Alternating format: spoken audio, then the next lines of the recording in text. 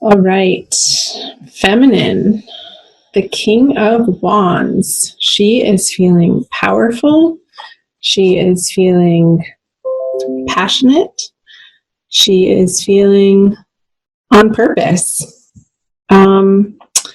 The king is elevated to his highest state of being able to express his most inner desires in a very effective way out into the world. And he's facing the masculine. So the feminine is looking in May towards the masculine energy. So that's either physically in a manifest form, like literally to another human being, or looking or expressing herself out in the world in a more masculine manner, taking action, taking the lead on projects or in any area of her life.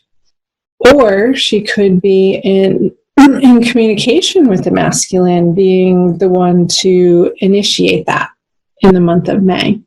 Let's see where the masculine stands. The Ten of Cups in reverse. He is perhaps not feeling receptive. He's feeling like his hopes and dreams are a little shattered or lost or confused or sort of in a fog, not clear. Getting a sense of the masculine not having a very deep focus on exactly what he wants and what he is able to bring to a relationship during the month of May. And a little forlorn.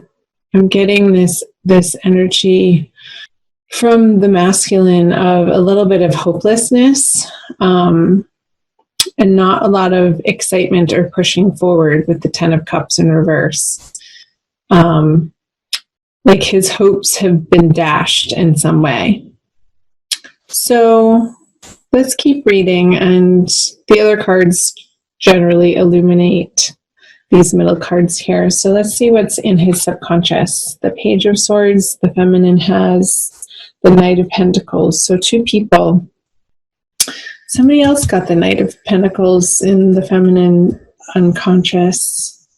It was an earth sign. It could have been Capricorn? I don't remember. Anyway, you might want to check out the Capricorn reading anyway. So the Page of Swords for the masculine in his subconscious realm is feeling a little bit fighty, a little bit aggressive, maybe like he's on edge about something in his world right now. And there's a sense of anger just below the surface that isn't even necessarily about anything to do with what's happening in the present. I feel like it's old stuff bubbling up to the surface right now that maybe he hasn't dealt with in a direct manner that could be affecting his everyday experience of the Ten of Cups being in reverse. So a little bit of aggression and sharpness with words and just his reactionary state is just right there. Like whoever's around him might feel like they need to walk on eggshells because any little thing can tip him off with the Page of Swords in his subconscious. And sort of feeling this need of not wanting to hold back in his rash communications and just sort of letting it out however it's going to come out, with not much forethought or not a lot of planning or maturity around his communications. And him sort of feeling righteous in taking on that attitude. Pisces masculine. Well, or it's the masculine for the Pisces feminine. So let's move over here to the Knight of Pentacles in the feminine subconscious, what she's not aware of. I'm getting a sense of a little bit of agitation on her end too, but it's more it's not in the thought realm. It's more of feeling like she's on shaky financial ground, or not feeling entirely stable in her career direction, with the Knight of Pentacles in reverse in her subconscious. Like there's some sort of underlying lack mentality in May, it's not forever, that she's wrestling with, but not in a very direct manner. With the King of Wands, it's like she's taking a lot of action and she's blazing forward, but maybe unbeknownst to her, it's from a place of fear or worry or lack, that she doesn't have enough or she can't do it on her own.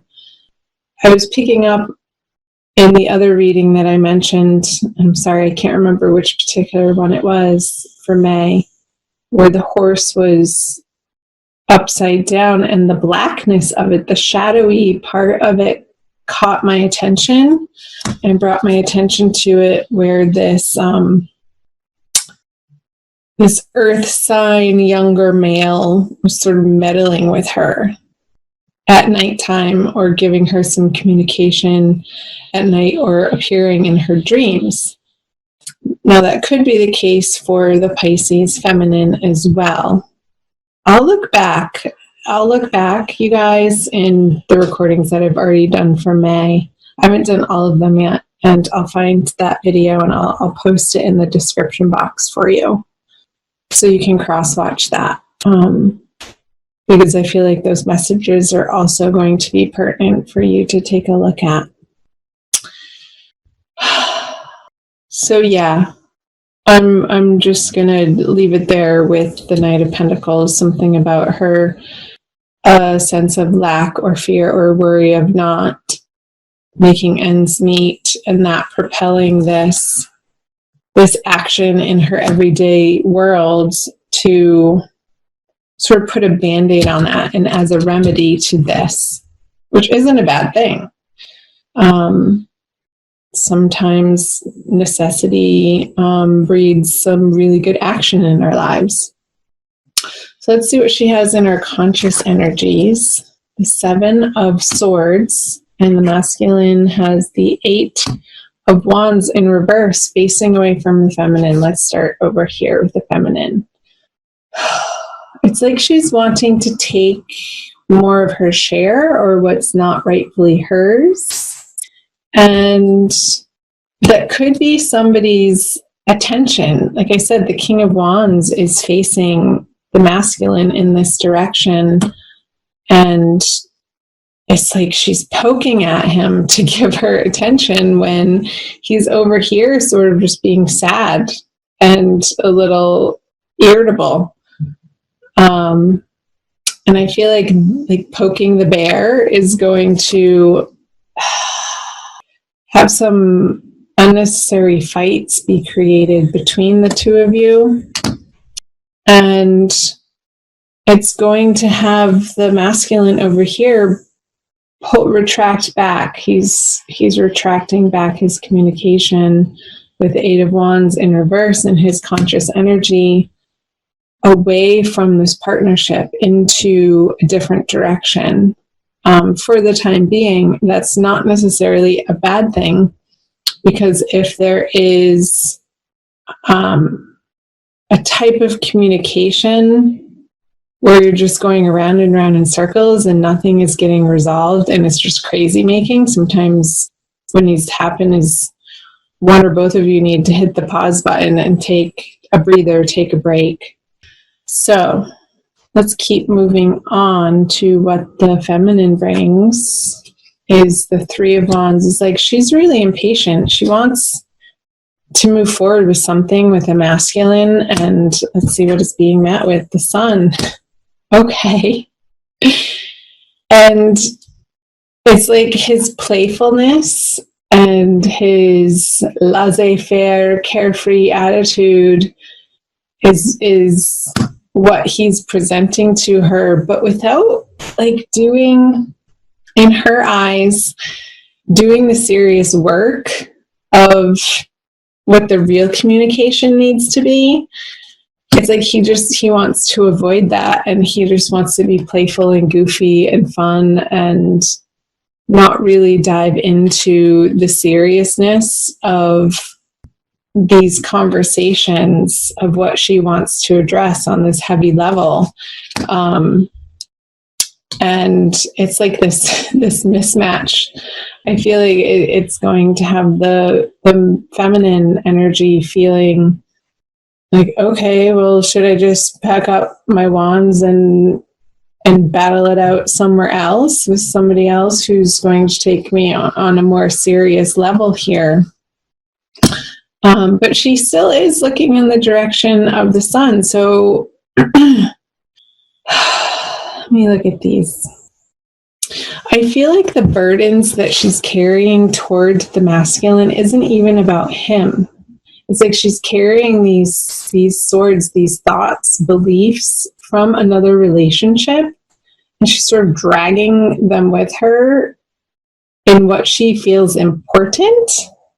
And they're actually not. They're actually encumbering her from meeting him in the sun energy over here on his side.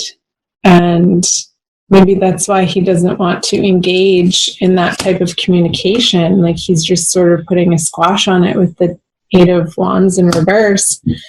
Being like, no, come on, baby. I just want to have fun. I just want to be free and feel free and not burdened and encumbered with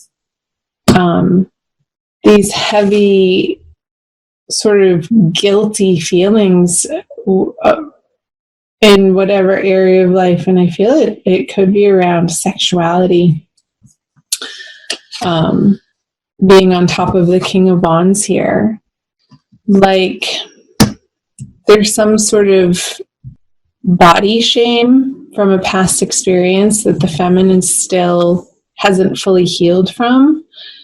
And that could be where the Knight of Pentacles in reverse in her subconscious is coming from, in a materialistic sense, like in a very grounded, earthly body sense of this inner conversation of maybe somebody in the past shamed her body, or she has this inner belief that she's not beautiful from the inside out. And when he tries to tell her that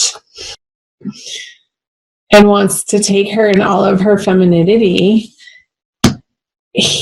and she wants it too with this King of Wands card, but it's like this 7 of Wands is inhibiting her from traveling through and accepting that message of the sun from her counterpart, from her divine lover.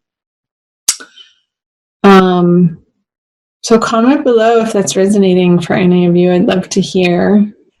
Let's flip over your conjoined outcome energy cards, the Emperor.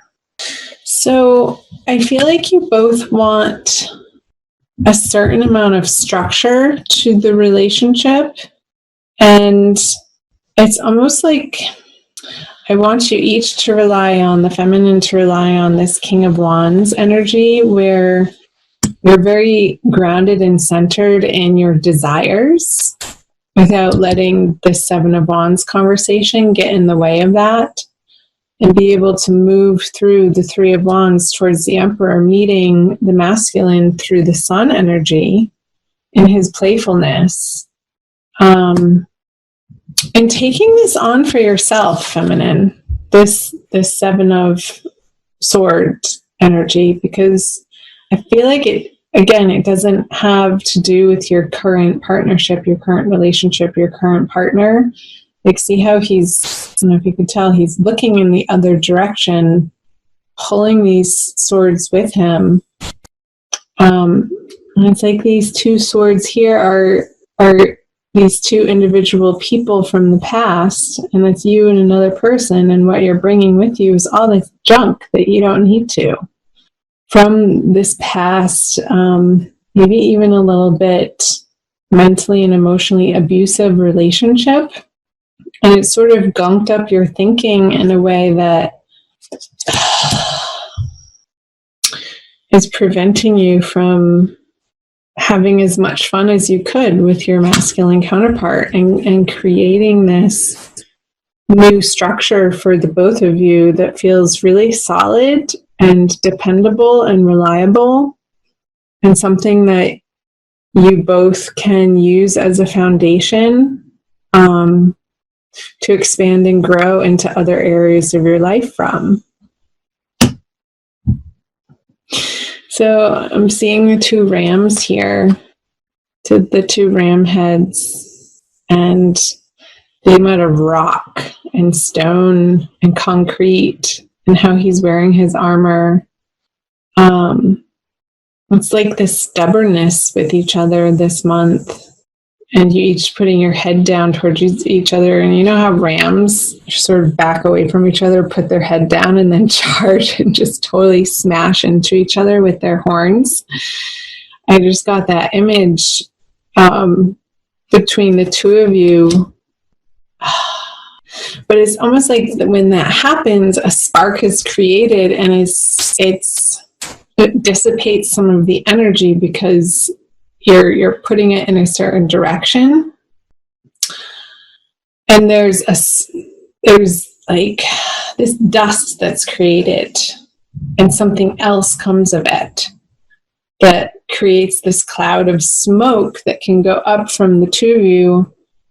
And each of you are bringing your own different mixture of elements to that alchemical combination. And it can create weather. It can actually create clouds in the sky that produce rain and snow and sleet and lightning, and all of these different possibilities together.